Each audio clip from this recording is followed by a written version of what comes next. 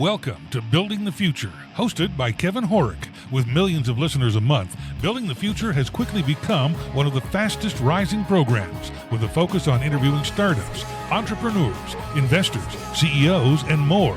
The radio and TV show airs in 15 markets across the globe, including Silicon Valley. For full showtimes, past episodes, or to sponsor the show, please visit buildingthefutureshow.com.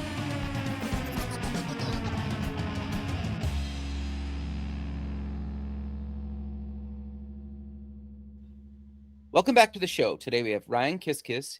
He's the Director of Startup Ecosystem at Google Cloud. Ryan, welcome to the show. Thanks, Kevin. It is great to be here. Great to chat with you and great to chat with all your listeners as well. Yeah, I'm excited to have you on the show. I think majority of people, or a lot of people at least, use Google Cloud, or at least probably Google many times throughout the day. But maybe before we get into that, let's get to know you a little bit better and start off with where you grew up. Sure. The answer is mostly the Bay Area. I was actually born abroad. My parents were expats. I was born in the Netherlands, but I came back when I was 2. I don't really remember it that well. And we bounced around a little. Growing up, I spent some time in Canada, I spent some time in Texas. But the Bay Area was always home base. It was always where we came back to, and a couple different places around here. But I like to call it home. It's a place that I love, and happy to be based here right now. Yeah, it's a beautiful area. So you went to university. What did you take and why? I studied mechanical and aerospace engineering. Okay. I studied aero in particular at the time because it honestly seemed like the hardest thing to do. Okay. It had some of the most advanced mathematics around fluid dynamics, control systems, and it was also very interdisciplinary across other engineering areas. I had strength in STEM in general, kind of growing up, and I wanted to double down on that. I wanted to know I had the best sort of grounding and able to work in a very quantitative fashion, as and when needed. I will say, Aero, I think they also had the coolest toys. I remember Sure. just pulling up a model jet engine in a box in the lab and like dumping fuel in the afterburner and seeing this big like jet of flame come out the back, and wind tunnel dynamics of race cars. And I also, even at that point, I had a real fondness for startups. Princeton had the fortune enough to have a very entrepreneurial course track. We had a great professor named Ed Shao who he'd been an entrepreneur himself, and this was back in 2000, 2001, 2002. Okay. And he brought a ton of his just hands-on experience to his students, and that was just a fantastic opportunity. And I think it I also wanted that exposure to technology beyond the core, like mechanical aerospace engineering. At that point, a lot of it was around software development. I'm not a software developer. I never did that as a practice. I do not have the depth and skill set of the folks that I've worked with and been on my teams. Like they're wizards in being able to build things rapidly. But I wanted that exposure. I wanted to understand it. My senior thesis was building a control system for a mock satellite formation, sort of simulated with hovercraft, and so at least have I want to have some of the grounding there. I did take a perhaps not unusual, very probably well-trodden path to then go and study business at Stanford after. So it got me back out here to the Bay Area, which is something I was looking for, and really be able to go deeper around startups. Okay, very cool. So walk us through your career up until kind of Google Cloud, and then let's dive into that. So, just being, again, back in the Bay Area around Stanford, you're just infused with the overall startup ecosystem. And, I knew I wanted to get involved around that. I actually started, I started working with the first startup I was engaged at when I was still studying, still doing my MBA. I worked there part-time for my first year through the summer and then through the second year as well. It was a company called Xfire. It was around gaming. We built one of the first social networks around video games, actually. So back in 2004, 2005, none of the Xbox Live and Sure. Steam. None of this stuff really, none of it existed. And so we were kind of building that first platform to allow you to connect with your friends and socialize across games. That was a ton of fun. I mean, a lot of people play video games growing up, but it was kind of a dream to be able to come in like, hey, I can do this as my job, right? I can actually Totally. get engaged around something that I feel passionate about. I led the product and business development teams. It was super small. I joined there about, I think, like 13 people. The company Xfire grew very rapidly. We ended up being acquired by MTV in 2006. I think it was one of the largest gaming related acquisitions at the time. And so it was just this was, I'll see this theme come out actually sort of, post.com bust. It was one of the, I think some of the poster childs of sort of success of coming out of that and really trying to say, all right, how do we take some of the learnings from what startups have been doing and really go from there. After Xfire, I jumped over to Venrock for a short period of time. I knew I wanted to learn a little bit more about the venture side and how VC firms operated. Spent not that much time at Venrock, so I was sourcing some investments around gaming for them. They had almost an incubator type model at the time called the Quarry, which is helping prototype and innovate new startup ideas. And we had an investment thesis that we just couldn't find the right company for, and I knew I kind of wanted to walk in those shoes myself to be able to say, hey, I know a little bit more at least about what it takes to actually start something from scratch. And so ended up starting a business out of the Quarry called Martini Media, which was again one of the first. It was the first ad network and online property really targeting high net worth individuals online. This was a space that just no one had really dug into. There weren't metrics around it. It was very difficult to target, very difficult to build content. And so stood that up and ran that company for about 2.5 years. I knew nothing about online ad sales. That was a trial by fire, learning along the way, and eventually had to bring in a CEO who really knew this. We hired an industry veteran expert who took that on, and Martini went along. Eventually acquired many years later. It was a decent exit for everyone, but it was definitely a learning experience along the way for me. I spent jumped into two different startups. So I moved over to London at the time. I wanted to get a bit of exposure externally, internationally as well. Worked with a company called BaseKit, led their product team. BaseKit did web development software effectively for small businesses, in sort of Squarespace, Wix type of form. They actually continue to crank along, and that was a chance to. A lot of our distribution was through partnerships with large organizations, right? And they could be some of the tech companies. Talking to Google, talked to Amazon at that time. Worked with just hosting providers, GoDaddy, 1&1, that sort of thing. So a bunch of time trying to figure out how we can better partner as a small company, as a startup, to be successful. Made another leap to a company called Causata, which was an enterprise AI and ML based recommendation engine. So use AI and ML to make recommendations for next best action for your customers. So if you're on a call with a customer and they're asking about their account balance or scheduling their service interval, what recommendation can you give your call center rep about what they might want to close the call with? Is there an upsell offer? Is there a customer concern we should address? And so interesting space there. I joined. They were acquired about 6 months later, so I didn't have a lot of time to spend there. And that was the point when I went over to AWS. So this is about 2012 at this point. And AWS was really just starting to lay the groundwork of how to engage more systematically with the VC and startup ecosystem. So there were just a handful of us on the team when I joined, and I spent the next about 7.5 years actually with AWS, really trying to think about how to help startups be more successful. I mean, that was the goal of the team. I mean, he wanted them to make a selection of a particular cloud platform, but really was there to help them be successful. And if they are successful, they will be better customers for us in the long run as well. Sure. Okay. Very cool. So what made you come to Google, and what exactly is your role? And then let's dive into what exactly Google Cloud is. Yeah.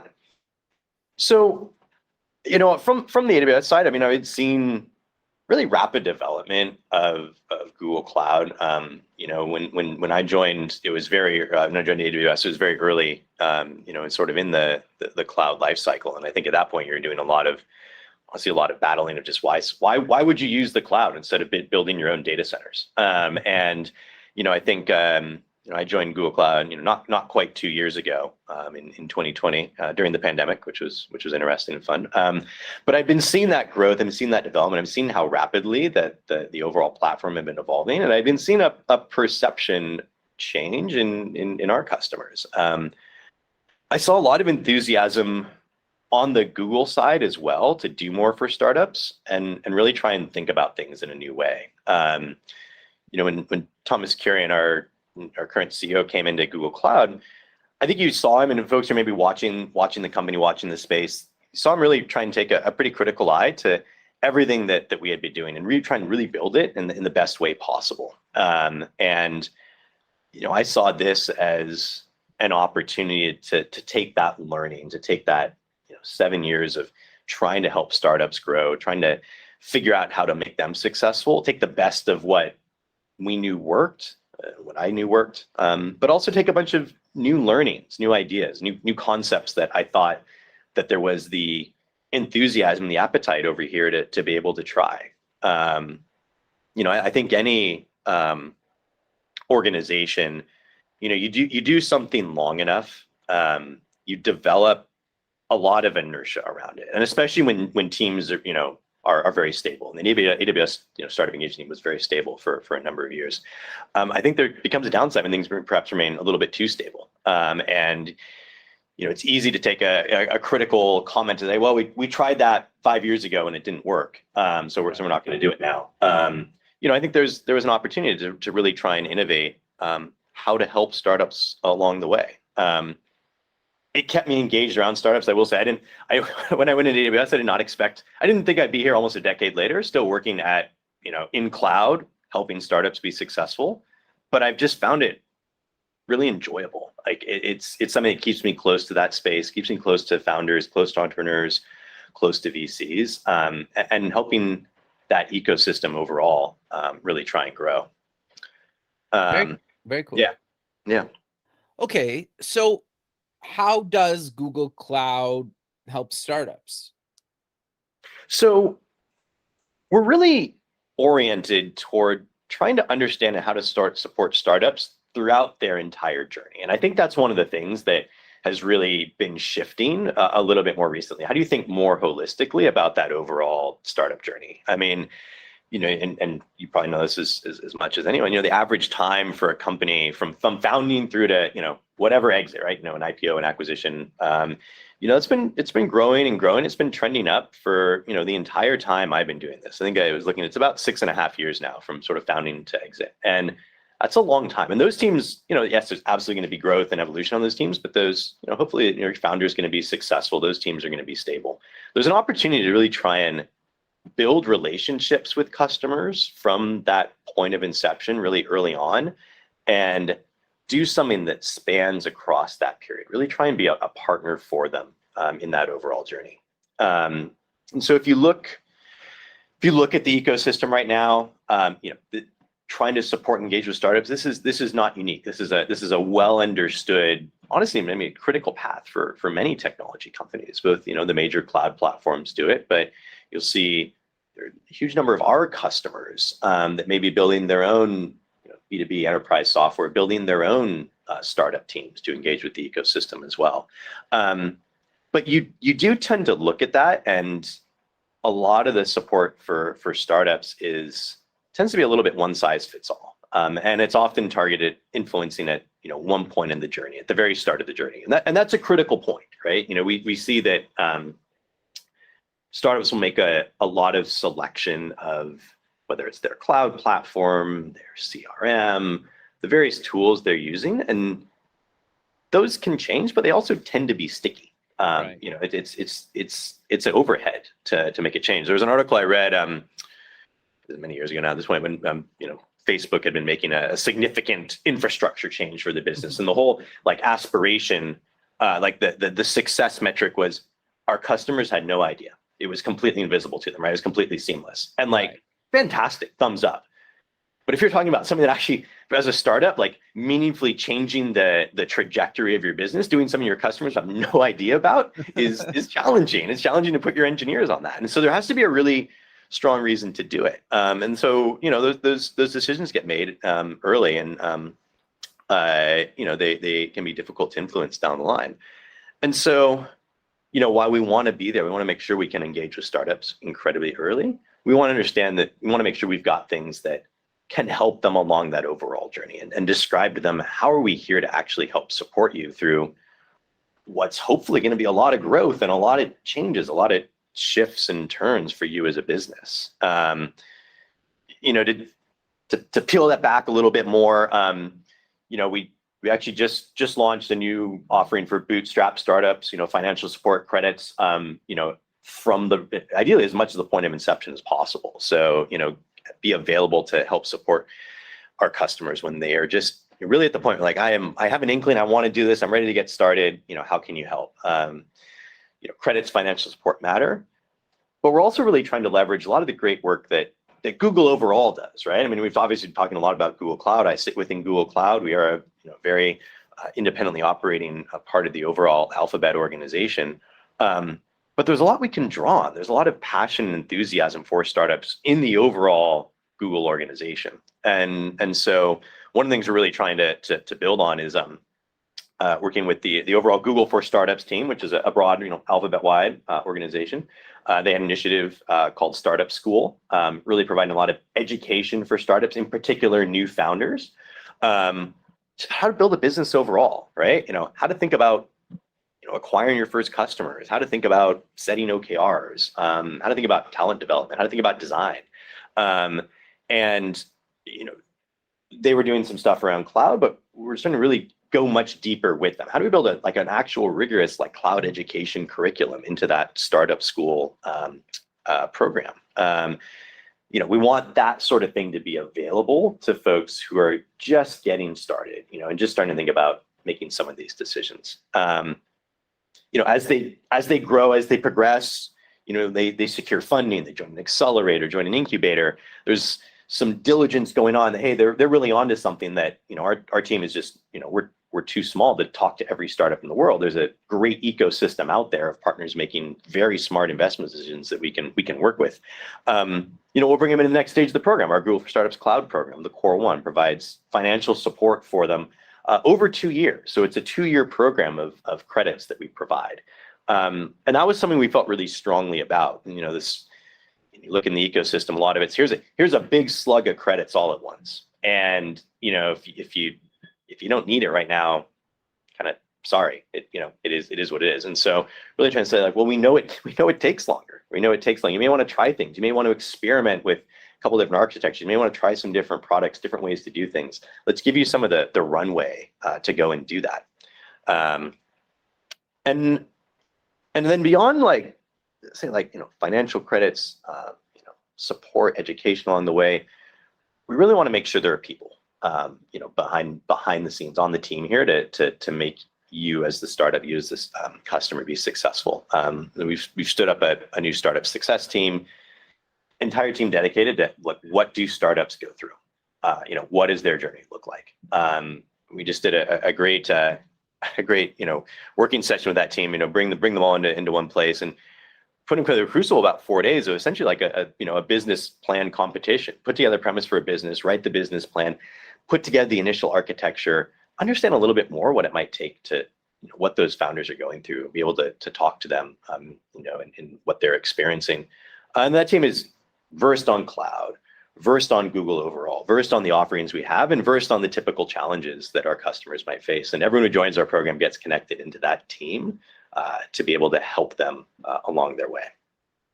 Okay, very cool. So can you maybe give a little bit more concrete examples? And what I mean by that is, so I have say a napkin idea, and I reach out to somebody like yourself or other people on the team. Yep. how, like, and you mentioned these credits. So like, what types of credits can I get? Do I have to use one of the Google development languages like Flutter, or like integrate with Firebase, or like, do I have to be already using Google products, or at least all of them or some of them, or can you maybe give us an Yeah, example of, you know what I'm getting at? totally. Awesome. Yeah. But it's very straightforward to get started, right? We have cloud.google.com/startup. There's an application form on there. Fill out your info, give us some info about your startup, and you're going to be connected into our teams. This is a starting point right there. Awesome. When you're just getting started, let's say you've got the napkin idea, you've got a concept. I think there's something here. You're very likely going to be joining our bootstrapped offering, and a really pre-funded offering. You're going to get $2,000 in credits that are valid over 2 years. You got 2 years to work with that, 2 years to experiment around, and you can use those across any of the Google Cloud products that we have. You mentioned Flutter. Flutter is an incredibly popular development framework that we see a lot of startups using. Firebase is incredibly common. It's just very easy, out of the box, straightforward framework to get started. But you don't have to, right? If you want to, I want to go pure serverless, pure code, right? I want to write script, and I don't want to even think about infrastructure. Get up and running with Cloud Run and just drop functions onto the cloud. You will give us some parameters of how you want that to operate. We'll take care of spooling up the infrastructure. If you're at the other extreme, and I just want bare instances effectively, right? I want to be able to just control my entire environment. I just want a certain amount of compute power, in the underlying compute engine. That is absolutely an option as well, and you can stand up whatever you like. I will say that obviously, coming from a decade working with cloud, I think there's a tension there, right? You see a lot of the best developers, the best engineers, they want that control. They want that ability to set up things exactly as they want. And there's a huge amount of value in that, actually, particularly when you're trying to optimize and really get honed down. But you also have to think about just the amount of time that it takes to do that, and the time to manage that, time to overhead to do that, the time to run your own updates, keep patches up to date, make sure your systems are continuing to integrate properly with other, potentially a variety of other tools you might be using, or other services you might be interacting with outside of your particular environment. There is a lot of value in taking a close look at where are their managed services, whether it's on the database side, whether it's DK from containerization, container environment management, that you might be able to take advantage of, that will save you time and keep you focused on building the things that actually matter to your customers and actually matter to your investors, and getting the next round of funding and extending your runway. So. No, that makes a lot of sense. So I'm curious then, if, say I have a startup and I've been around for a couple of years, all the stuff that you talked about is, maybe I've raised some money. Yep. And or have some customers. Can I still come into the Google Cloud ecosystem that we're talking about and get some help? Yes. Yeah. So the perfect example, right? You do that. You're at your napkin idea. You join when you're just pre-funding, get set up with credits. You go and you raise your fantastic Series A, right? Sure. And that's the point when you're going to be joining our core cloud program, the Go for Startups cloud program. And so that's then going to set you up with, we actually will fully cover your cloud costs up to $100,000, but really want to fully cover those cloud costs for the first year that you join that program. Wow, that's awesome. We would, and that is really there to try and enable you to experiment, right? Like that, I will say that's a great number. It's a shiny number. Yep. The extreme vast majority of startups come anywhere close to spending $100,000 in a year at this stage of their life cycle. But it's there to give you the freedom, right? And say, like, I don't have to worry about it for a year. Can I just go and build? And I don't have to worry as much about, say, am I using exactly the right services? Have I perfectly optimized my environment? I will say, in that first year, then it comes in, you want to make sure you're doing that. You want to make sure you're setting yourself up for success over the longer run. But we don't want you to have to worry just for that first year you're really getting into it. Like, try these things out, experiment it, figure out what's works for you, figure out what's helping you scale.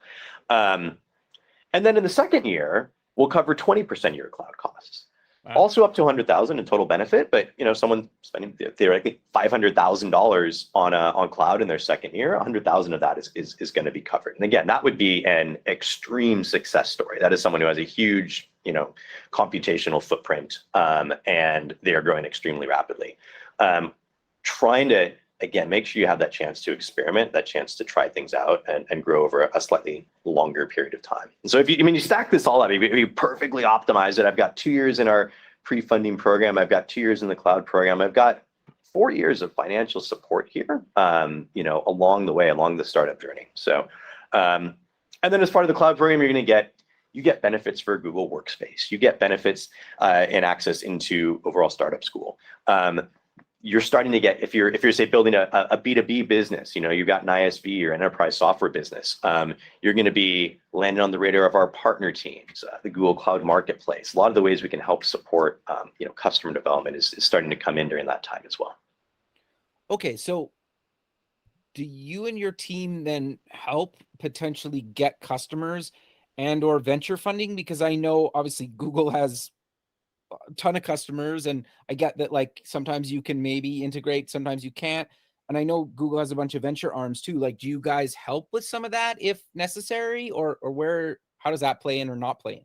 Yeah, absolutely. We can absolutely help navigate that. My team, we don't operate that, ourselves. Right. It obviously makes sense to take advantage of the decades of experience that Google has around doing investment. We are very familiar with those routes, and that's a key part of it. And that's everything from Google for Startups, the Google for Startups team. Again, the sort of cross Google team.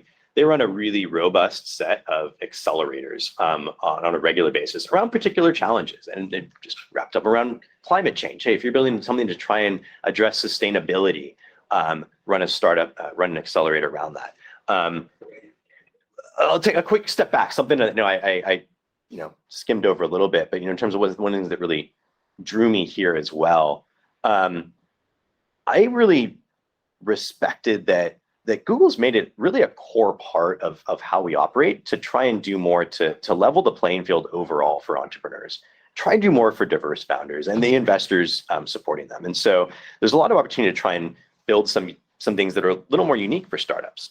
We've been bringing this same level of support, so access to our success team, access to our cloud engineers, to the Black Founders Fund, the Google for Startups Black Founders Fund, the Latin Founders Fund. We just announced, we're making not only some of this cloud support, but direct equity-free grants into, startups in Ukraine via our Ukraine Support Fund. Yeah. These things really matter to these folks. Like, you're actually having a real impact on hopefully not only building the next unicorn business, but actually really trying to meaningfully change what the startup ecosystem looks like.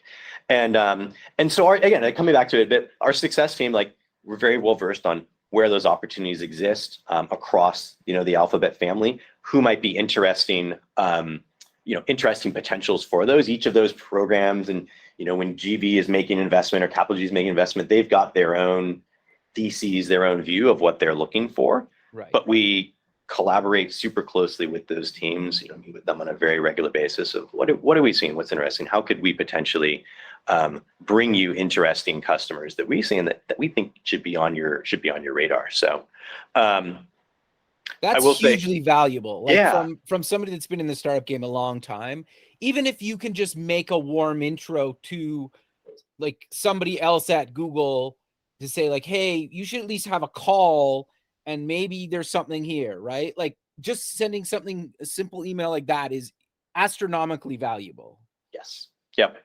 And we want to do that. I mean, again, there's only so much that we can do ourselves, even across the Alphabet organization, right? And so, a part of my team spends their entire day out in front of VCs, spending time with them. Right. We want to have the relationships with the investors as much as we do with the startups. And we want to understand, in the end of the day, I think that startups that select Google Cloud are disproportionately more likely to be successful. They have a better platform to build off of. That's not my where I spend my time and money worrying about, hey, how do I get you on the platform today and how to spend more? Like, what can we do to be successful? We got to do the same things for VCs.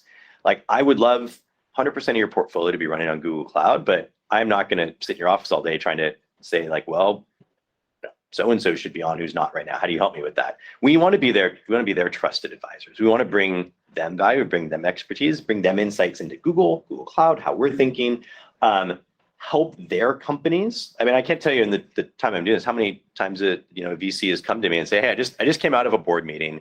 We're talking about, milestones, and, the CTO is talking about some of the difficulties they've had in setting up for the scale they're now operating on.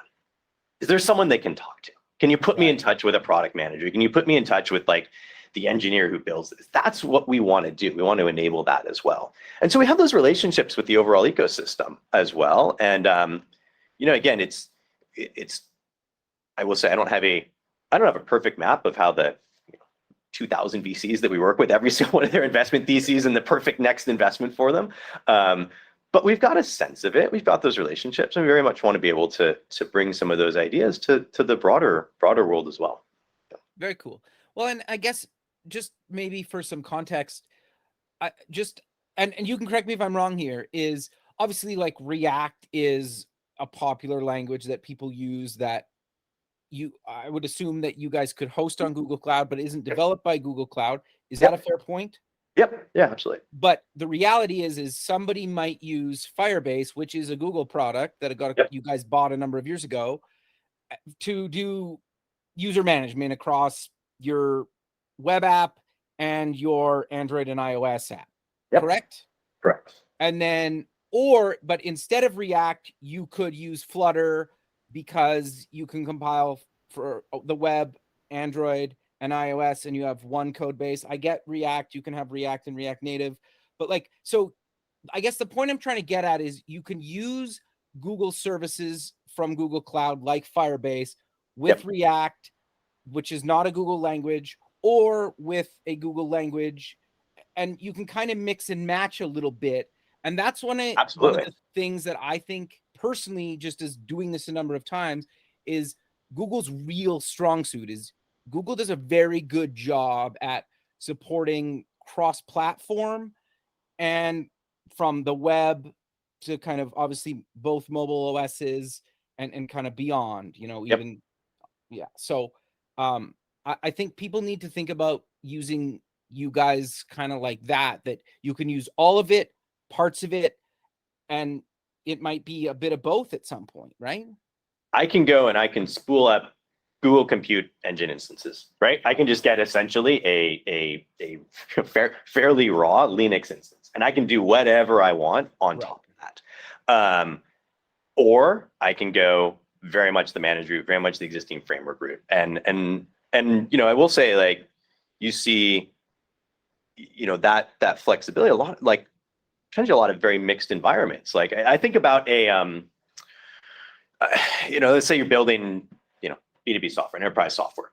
You may be having to, and you have a small handful of customers that you want to really support really deeply and integrate as close into their environment and how they operate as possible. Right.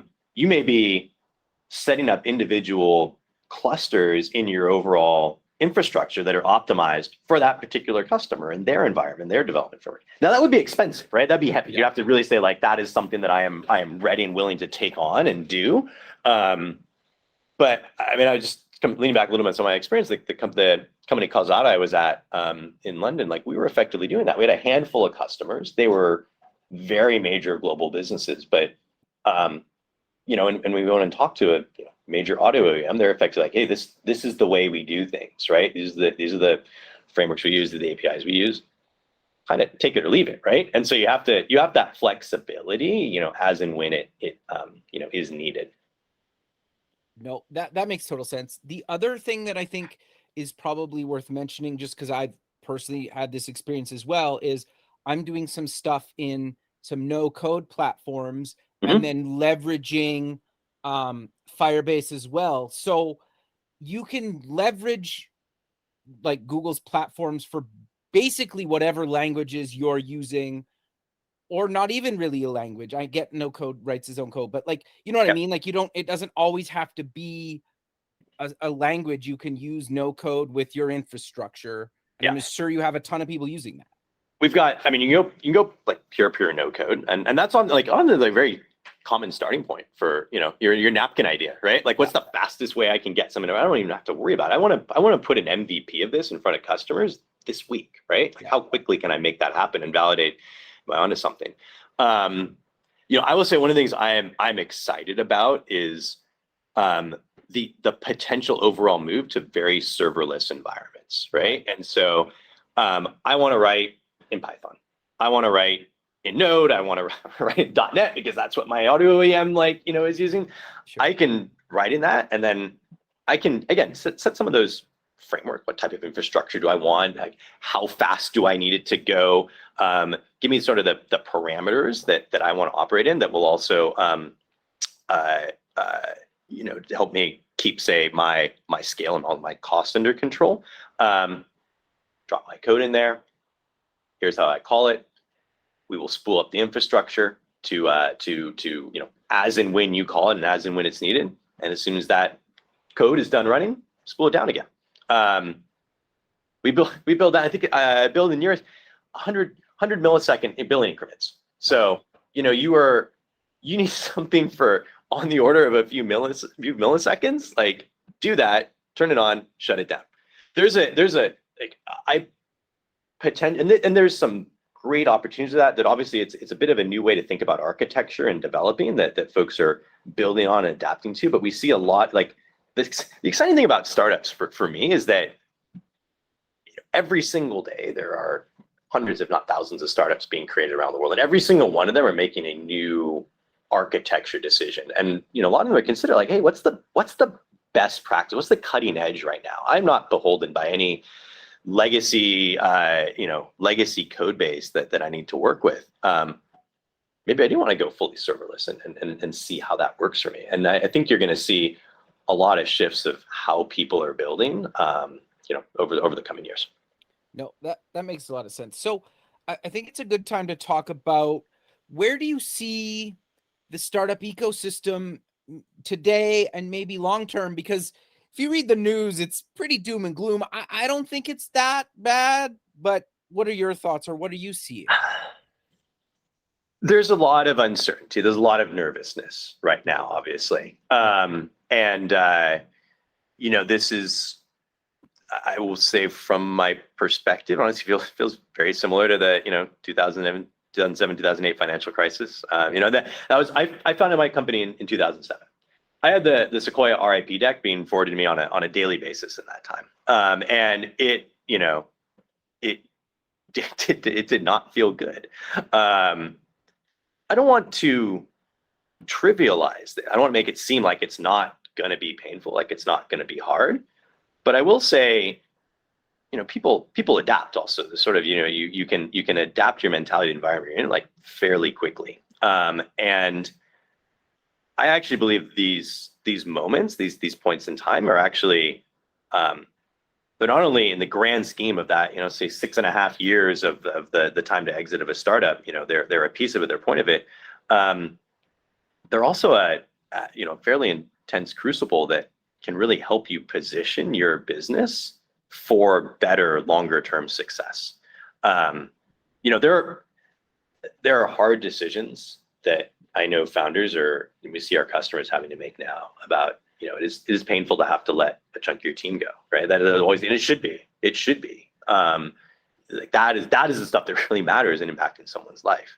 But those hard decisions, you know, are they the ones that, if I can operate more leanly, if I can operate more efficiently, if I operate more quickly, how is that going to help me be successful as a business over the long run, and expose the ways where I need to strengthen my processes, strengthen my product, strengthen my team in a way that maybe when things were just a little bit easier, just wasn't there. And then it doesn't get exposed, doesn't show up until it's really painful to make that change. And so,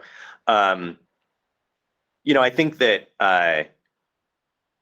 these obviously these cycles, they will come and go. I think you see there were tons of startup poster child customers that emerged in 2008, 2007, 2008 crisis that that some of the recent doing some work around one of our major customers, Mixpanel, Dialpad, OpenX, all these folks were founded right in the heart of like a lot of this crisis going on, and they've gone and become incredibly successful. You can find the ways to navigate through this right now and honestly take advantage of some of the opportunities that exist. Then I think that there is still that fantastic opportunity for success. And I would actually argue where the ecosystem is now, there's a lot of things that have shifted and changed. It's actually much easier to start a startup and cheaper.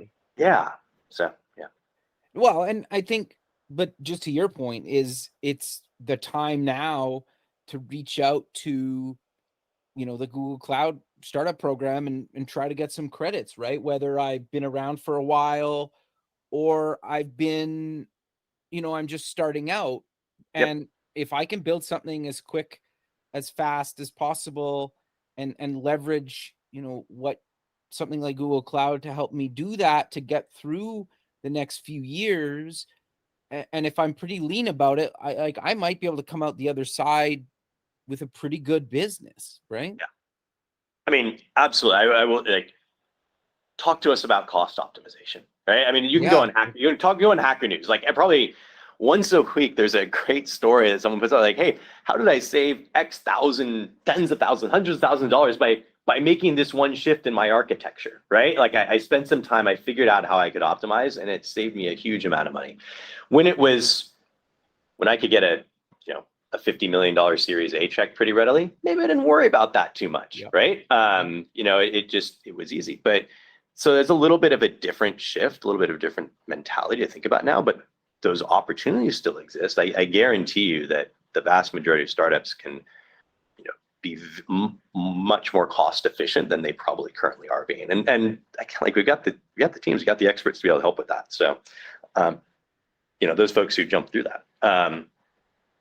I will say, I mean, think about like why I think it's interesting as well right now is that, I think that certainly probably a decade ago, it's never going to be easy to work with a very large enterprise customer, large enterprise partner. They have big organizations, big stakeholders, complex processes, et cetera, et cetera. But I do see larger enterprises getting a lot better at how to do innovation internally and how they want to bring innovation into their businesses. Now that makes it hard for startups in some ways, right? Like maybe you can't innovate as fast when, if you're in a fintech startup, but financial services, I think ample area for still development and disruption. But if you actually see the major banks legitimately interested in trying to push forward some of the new customer experiences, that does make it a little bit harder. But it also makes them easier and more interested in working with startups, right? And it makes them they want to stand up their own innovation and startup ecosystem engagement group. Those channels and opportunities exist. I think they're looking, and I see it, we see in our large enterprise customers, hungry for how can we work better with the startup community. And those folks who are setting themselves up for success over the next decade, those opportunities exist, and those are the opportunities that can continue to be there. I imagine for the very, very long foreseeable future. No, I couldn't agree with you more. I also think, and I want to get your thoughts on this, is some of the older, less sexier industries are totally ripe for technology and startup ideas and new ideas to move in. And what I mean by those industries is like accounting, legal, a lot of kind of like more maybe blue collar type industries. They're just crying for technology right now. And sure, maybe like you don't want to build a app for an accountant or something, but you could build a really good business if you can build, cut out a little niche in that market or one of the other markets, right? Yeah. Some of the most, I've said most interesting to me, and some of the most fun, startups are those that are looking at a space that just didn't move as quickly as possible to trying to bring some of innovation in a whole variety of forms to their customer base. Innovation around customer experience, innovation around product, innovation around pricing, innovation just like internal processes. How quickly can you move? We've obviously seen that, right? Like I was called like last 5 years in particular, maybe a decade really. It's really been that so many great companies have been formed that are just trying to bring a technology-enabled approach to a particular business space. And some of those, as you said, they are incredibly niche. But some of those are the most interesting and most exciting, most successful ones. So, and I think that while certainly the trend is that way, certainly we see more startups be successful in that way, a huge number of those opportunities still exist. They're every single day we're just looking at, hey, where's a particular space that just hasn't gotten there yet, and it needs a potentially, fresh start, new company to think about. If I was going to build this from the ground up, from a customer experience perspective, from a product perspective, from a delivery perspective, bringing that overall attitude to whatever business area it is, I think will continue to be a really ripe opportunity for startups.